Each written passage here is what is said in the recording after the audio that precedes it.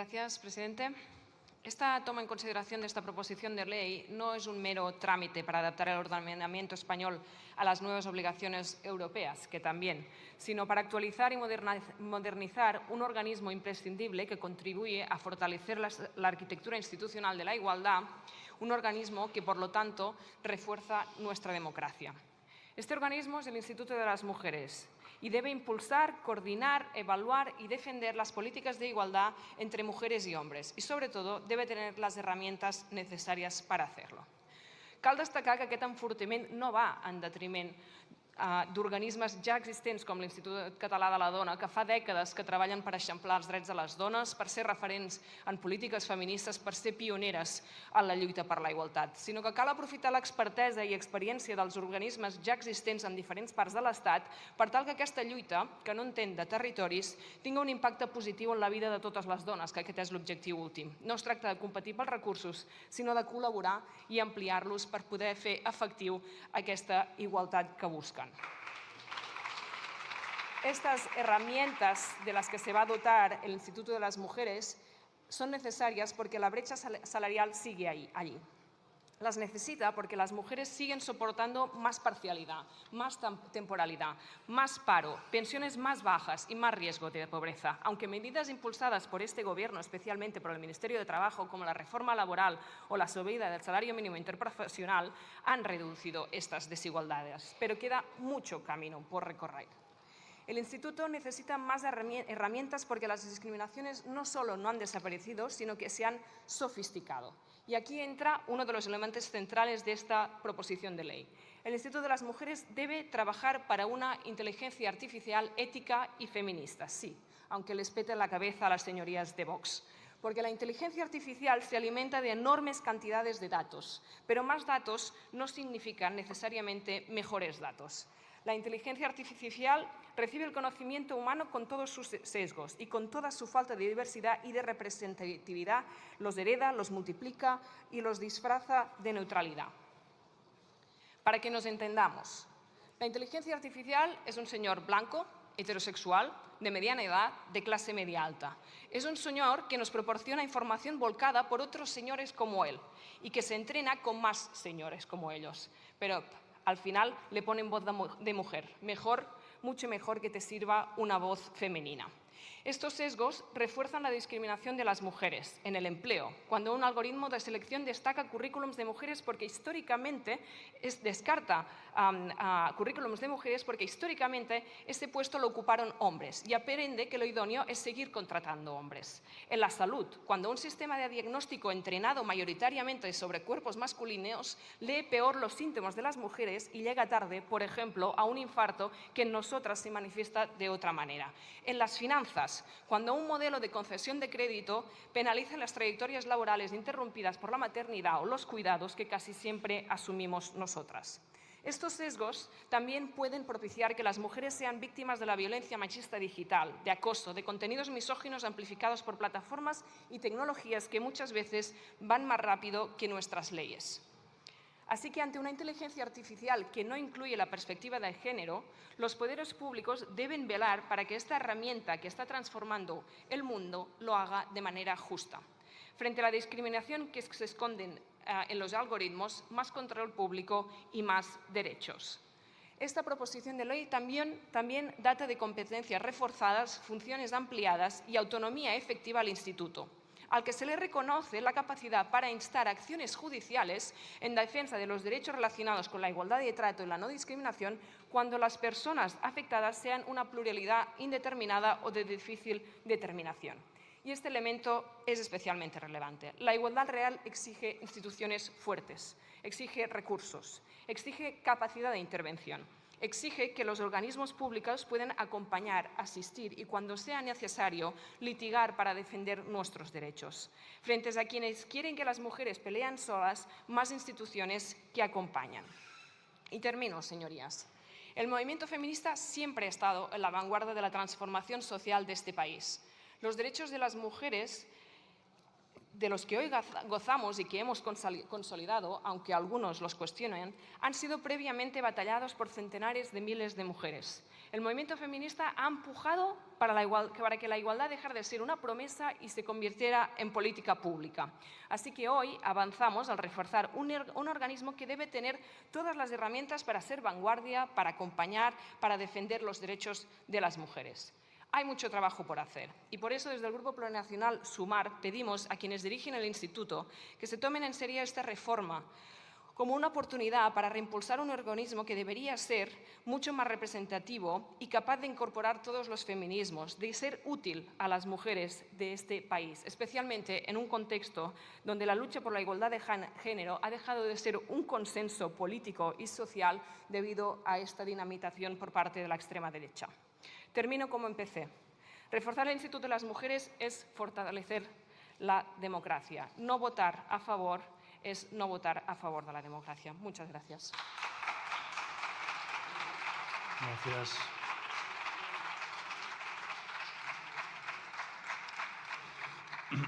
Por el Grupo Parlamentario Vox tiene la palabra la señora Romero Vilches.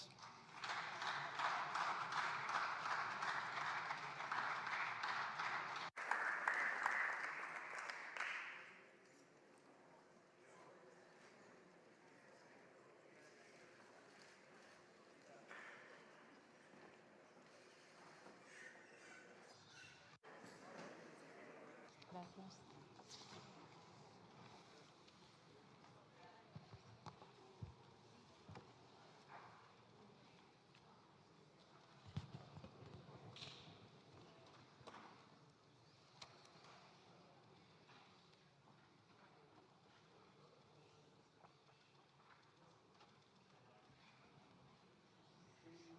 Gracias, señor presidente.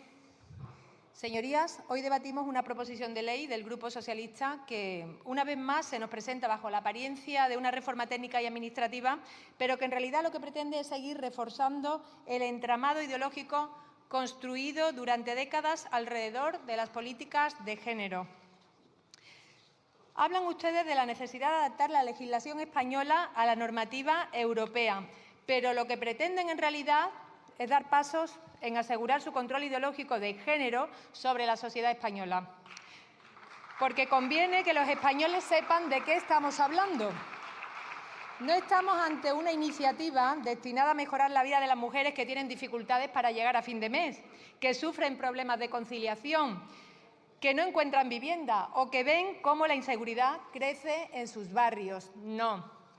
Estamos ante una reforma cuyo principal objetivo es ampliar el ya atosigante papel y la influencia del Instituto de las Mujeres dentro de la Administración, incluso en distintos procedimientos judiciales.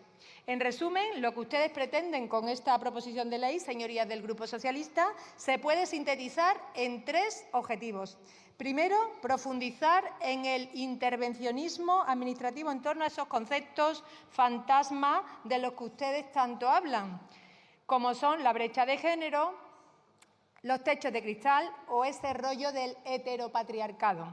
Segundo, censurar y controlar la inteligencia artificial, de la que por lo visto no se fían ni ustedes mismos, pero lo que nosotros sí tenemos seguro de que pretenderán manipularla para su propio beneficio.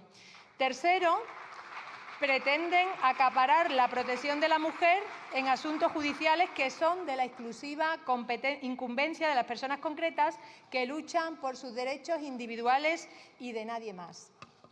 Desde Vox no creemos que las mujeres españolas seamos un colectivo víctima, como ustedes nos presentan, que estemos necesitadas de una tutela oficial por parte de los poderes públicos. Así que por eso en Vox defendemos la igualdad real de todos los españoles ante la ley. Una igualdad que no depende del sexo, ni de la ideología o de la pertenencia a un determinado colectivo. Nosotros lo que defendemos es la igualdad que se reconoce en el artículo 14 de nuestra Constitución, ese que parece que ustedes quieren derogar por la vía de los hechos. A pesar de lo que quieran aparentar, señorías del Partido Socialista, ustedes siguen insistiendo en una política que divide a los ciudadanos entre hombres y mujeres, que enfrenta a unos contra otras y que considera a las personas no por lo que hacen, sino por el grupo al que pertenecen, con el objetivo único de controlar y manipular a la población. Llevamos años viendo cómo se multiplican Observatorios, institutos, comisionados, planes estratégicos y campañas de propaganda. Y, sin embargo, los problemas reales de las mujeres siguen siendo los mismos, pero incrementados. La seguridad entre ellos. Hace apenas unos días hemos conocido estadísticas publicadas por el Ministerio del Interior referentes a delincuencia. En el primer trimestre de 2026, el índice de agresiones sexuales cometidos en mi provincia, Sevilla, se han multiplicado por 3. Siguiendo con los datos publicados por el Ministerio del Interior, extendiéndonos un poquito más en el tiempo, vemos cómo la criminalidad ha aumentado desde que Pedro Sánchez llegó al poder, o P.S. Concretamente, en delitos contra la libertad sexual ha habido un incremento del 85% y en agresiones sexuales con penetración el aumento ha sido de más del 286%. Esas son las cifras, no son bulos de Vox, son cifras del Ministerio del Interior. Y estas son las cifras que habría que analizar, porque esos son los frutos que estamos cosechando tras sus políticas feministas y buenistas. Porque, claro, la realidad es tosuda. Los datos casan bien con el hecho de que su absurda ley del solo sí o sí puso en la calle o rebajó las penas a más de 1.200 condenados por delitos sexuales. Así que ¿alguien se puede extrañar de estos resultados? Y como es evidente, y les hemos dicho en tantas ocasiones, el descontrol de nuestras fronteras ha llenado nuestros barrios de personas procedentes de culturas en las que no se respeta a la mujer. Culturas en las que se ve a la mujer inferior al varón y en las que se trata a estas como un mero objeto sexual, sobre todo las que no profesamos determinada religión. Para vos, cada víctima importa, sea hombre o mujer, y merecen la misma protección y cada delito merece la misma condena, y no en función de quién sea el agredido o el agresor. Por eso rechazamos las políticas que sustituyen la igualdad jurídica por categorías ideológicas. Señorías del Partido Socialista, llevan años presentando cualquier discrepancia con sus ineficaces y contraproducentes políticas de género como si fuera un ataque a las mujeres, a las que dicen ustedes representar. Pero ese monopolio que ustedes atribuyen no es así, porque defender la igualdad ante la ley no es atacar a las mujeres. Defender la maternidad no es atacar a las mujeres. Defender la familia no es atacar a las mujeres. Exigir que los recursos públicos se destinen a resolver los problemas reales y no a alimentar estructuras ideológicas tampoco es atacar a las mujeres. Muy al contrario. Lo que perjudica a las mujeres es utilizar sus problemas como excusa para ampliar chiringuitos de género en los que enchufar a sus afines. Porque los minutos de silencio no bastan para detener la violencia, ni tampoco sus puntos violeta.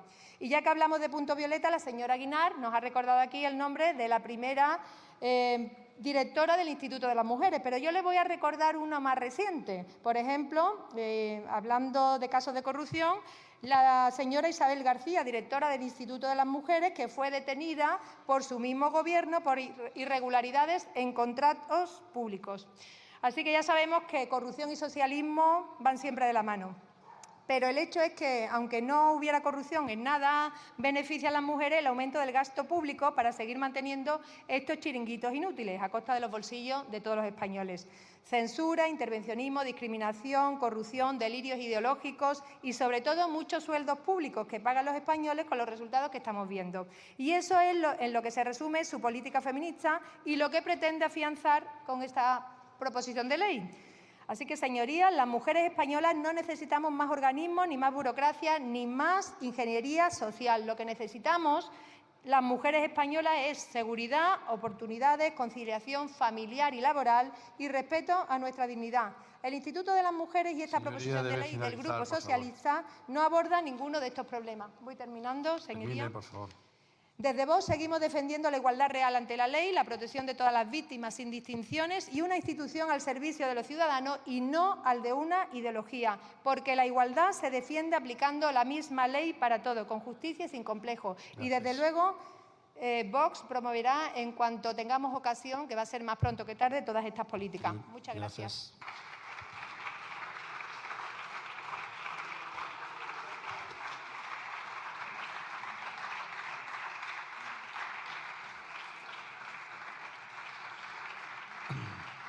Por el Grupo Parlamentario Popular en el Congreso tiene la palabra la señora Franco González.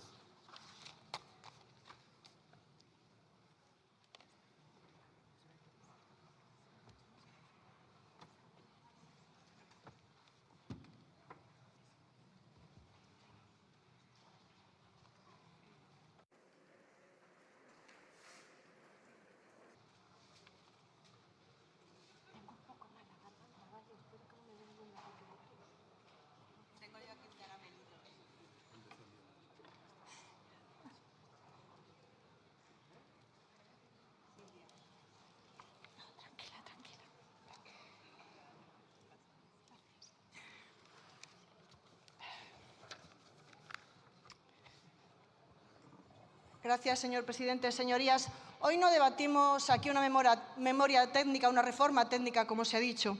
Hoy decidimos quién vigila de verdad la igualdad entre mujeres y hombres, un órgano independiente o uno sometido a las órdenes o al servicio del Gobierno de turno. Y la pregunta es inevitable. ¿Alguien puede sostener que el Instituto de las Mujeres, tal y como está configurado hoy, es ese garante independiente que exige el derecho de la Unión Europea? Esta es una cuestión que nadie se ha referido a ella y es que a mí me parece capital. Llamar independiente a una estructura jerárquicamente sometida a este Gobierno es una ficción. La igualdad no se defiende con organismos dóciles, sino con instituciones libres frente al Gobierno.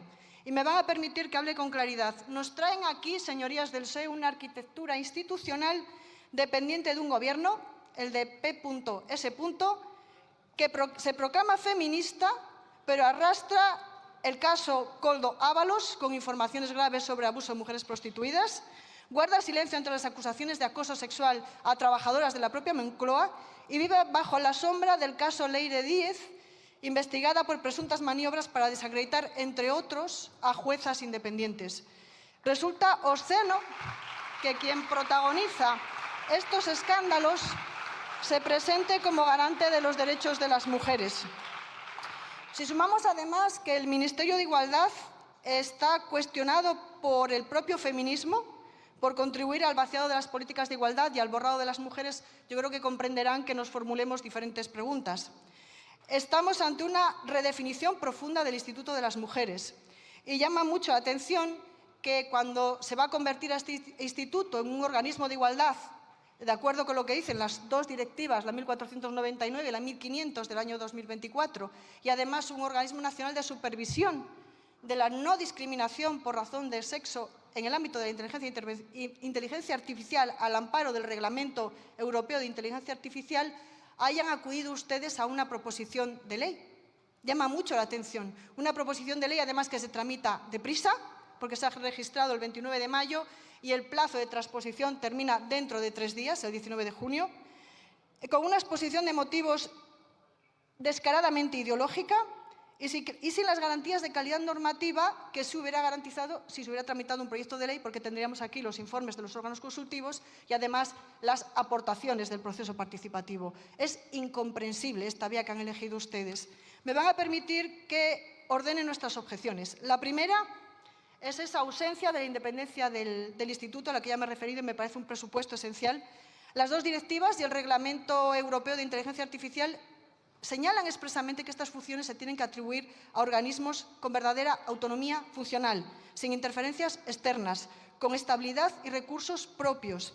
Y surge esa gran duda. El instituto es un organismo autónomo adscrito al Ministerio de Igualdad y por mucho que esta proposición nos hable programáticamente de imparcialidad, objetividad, integridad, no cambia la naturaleza jurídica del instituto, no le blinda frente a injerencias o interferencias externas y no le otorga un estatuto de independencia real. Ya no se trata solo aquí de impulsar o de fomentar políticas de igualdad, estamos hablando de supervisión, de atención a las víctimas de discriminación y también de legitimación para litigar de una forma muy amplia por intereses difusos y colectivos, es decir, un conjunto de funciones de garantía que exigen una distancia real y efectiva respecto al poder político, porque a lo mejor el peligro puede venir del poder político, precisamente.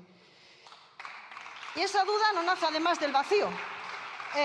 Diversas voces feministas han criticado en los últimos años el sesgo ideológico de determinados posicionamientos y determinados estudios del Instituto de las Mujeres. Si esta institución va a ser un ente central en la supervisión y en la tutela, lo primero que hay que hacer es garantizar de una forma exquisita esa neutralidad, esa profesionalidad, esa independencia, y esta proposición de ley no lo hace. No olvidemos, además, señorías, que detrás de una persona discriminada hay una vida real. Una mujer puede ser discriminada por el hecho de ser mujer, pero también por otro conjunto de circunstancias que se incluyen dentro de esa discriminación intersectorial. Y cuando esto ocurre, esta víctima no piensa en reglamentos, competencias, lo que piensa es a dónde tengo que acudir y que me atiendan correctamente, con la diligencia debida. Y si la perdemos entre organismos, derivaciones, competencias, ventanillas distintas, la estamos dejando sola, le estamos fallando otra vez. Y esto me lleva a la siguiente objeción, que es precisamente la incoherencia de sus señorías del Grupo Socialista. Ustedes elevaron la Ley 15/2022, la Ley Cerolo, a un hito histórico, con una autoridad independiente para la igualdad de trato y la no discriminación como eje central. Hoy sabemos que más que un hito, lo que fue es un gran titular, porque su desarrollo, su despliegue ha sido lentísimo, con años de retraso, un estatuto tardío, presupuestos aplazados, una estructura improvisada, y ahora trasladan parte del protagonismo al Instituto de las Mujeres, vaciando en práctica esta Ley Cerolo. Y lo hacen precisamente esta semana, cuando empezamos las celebraciones del orgullo. Miren, esta polémica además no surge ahora, sino que ha surgido fuera del hemiciclo, porque hay un sector del feminismo que se preocupó mucho cuando se aprobó el Estatuto de la Autoridad Independiente. La ministra viene encadenando polémicas constantes. Y esto es una forma de aplacar a ese feminismo, el fortalecer el Instituto de las Mujeres, pero vaciando de contenido, rectificando de una manera encubierta esta Ley Cerolo. La tercera crítica es precisamente que esta proposición convierta al Instituto en un organismo nacional encargado de supervisar y hacer respetar la no discriminación por razón de sexo en los sistemas de IA de alto riesgo. Le encarga velar por la eliminación de los sesgos de género cuando se le acusa o se le ha acusado por sector del feminismo de sesgo ideológico, y por la transparencia y rendición de cuentas de los algoritmos públicos y privados. Me parece genial, a ver si por fin conocemos cuál es el código fuente del algoritmo de Biogen y por una vez superamos la falta de transparencia que hay al respecto. Pero miren, lo que están haciendo nuevamente es un solapamiento competencial, porque ya existe una Agencia Española de Supervisión de la Inteligencia Artificial. Si me permiten un símil futbolístico, ya tenemos un árbitro en este ámbito. No necesitamos en este partido un conjunto de liniers peleándose por el silbato. Termino ya. Si de verdad quieren fortalecer el Instituto de las Mujeres, lo que tienen que hacer es trabajar para devolverle la autoridad, el prestigio y la influencia dañados por controversias y escándalos como el de los puntos violeta. Esta ley no es una buena ley, es un intento apresurado de recomponer equilibrios, y la seguridad jurídica lo que exige es una buena técnica legislativa, mayor claridad competencial, no duplicar organismos, porque esto es algo que sale del erario público, del bolsillo de los ciudadanos y es muy caro, y ordenar adecuadamente las funciones y competencias en esta materia. Fortalecer la igualdad es construir instituciones sólidas, independientes y respetadas, y esta proposición de ley, tal y como está redactada, no lo hace. Muchas gracias. Gracias.